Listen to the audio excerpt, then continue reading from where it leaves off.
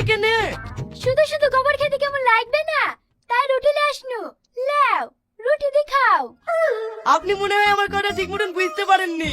এই মেশিনে যদি সাফ করতে না পারি তাহলে কার খাবো বলেন? আপনাদের কারেন্টের বোর্ডটা কোথায় আছে? 2 মিনিটের মধ্যে সাফ করে দিছি। হ্যাঁ হ্যাঁ, আমি তোমার কথা সবই বুঝতে পেরেছি। কারেন্টের বোর্ড খুঁজে কি করবা? আমাদের এলাকায় তো আজ 2 দিন ধরে কারেন্টই নাই। কারেন্ট না থাকলে তুমি এই মেশিনে গোবর পরিষ্কার করবা কি করে? লাও, রুটি আর পানি লেসছি, এই দিমুচি খেয়ে পরিষ্কার করে দাও। কারেন্ট নাই। না, লাও, আর লেট করো না, শুরু করে দাও।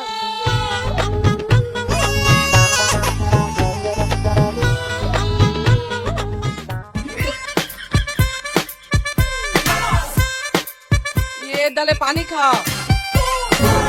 চুটিটা আমাকে গোবর কে ডাইলো, তোর কিছু বলি রে?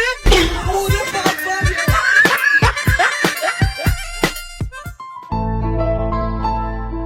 কি গো, এখনো কোনো বিক্রি হয়নি? বিক্রি হয়ে গেলে কি তোমাকে আর এখানে ডাকতু? সুজা বাসুর করে কি টাকা করতু? শোনো, এই মেশিনটা না খুব ভালো মেশিন। বিয়ের পরে আমার বাড়িতে কি তোমার ঘর পরিষ্কার করতে কষ্ট হবে না? তা কেন তুমি এখন আমার সাথে একটা মেশিন কিনে নাও। বিয়ের পরে এই মেশিনে ঘরটা সব সাফ করবে, তুমি আর আমি বসে বসে গল্প করবো। বাহ, তুমি তো এই কথাটা খারাপ বলনি। দাও দাও, আমাকে একটা দাও। আপা কত টাকা দাম নিতে বলেছে? 3000 টাকা। এই দাও।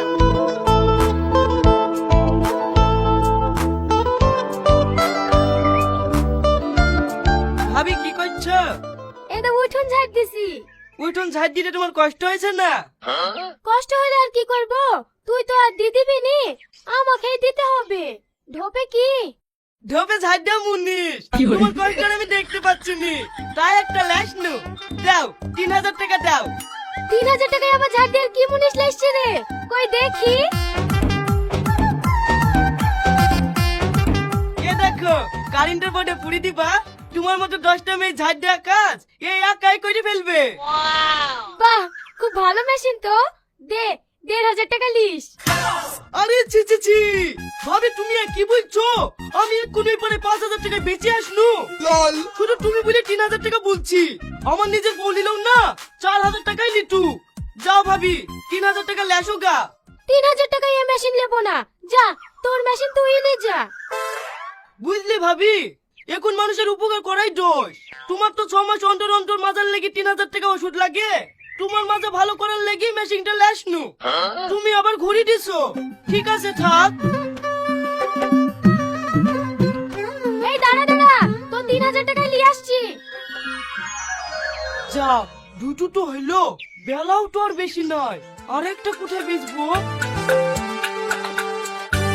এই লে।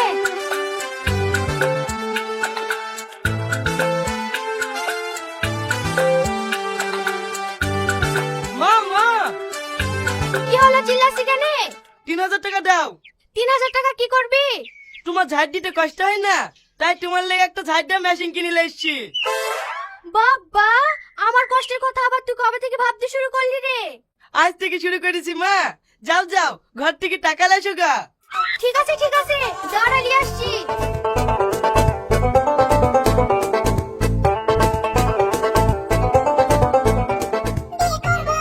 কি ব্যাপার, তুমি এই ড্রেসে?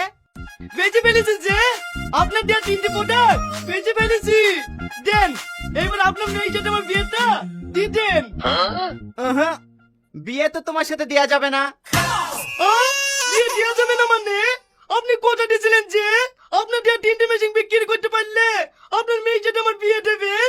তুমি বিক্রি করতে পেরেছো? পারবো না মানে? আমার বাপ হলো নাম করে ব্যবসায়ী, তার ছেলে হলাম আমি। আপনার দেওয়া সামান্য 3টে মেশিনটাই বিক্রি করতে পারবো না। এই নেন, আপনার 3টে মেশিনের দাম 9000 টাকা।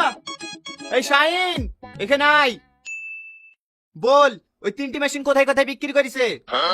একটা বিক্রি করেছে ওর চাচা তো ভাবির কাছে, আরেকটা বিক্রি করেছে আপনার মেয়ের কাছে, আরেকটা ওর বাড়িতেই আছে।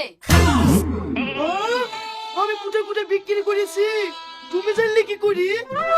ও জানবে না তুই আমার মেয়েকে বিয়ে করবি? তুই কত বড় ব্যবসায়িক হয়েছি সেটা আমি যাচাই করব না? তাই ওকে তোর পিছনে লাগিয়ে শুনু কোথায় কোথায় মাল বিক্রি করছি সেটা দেখার লেগি।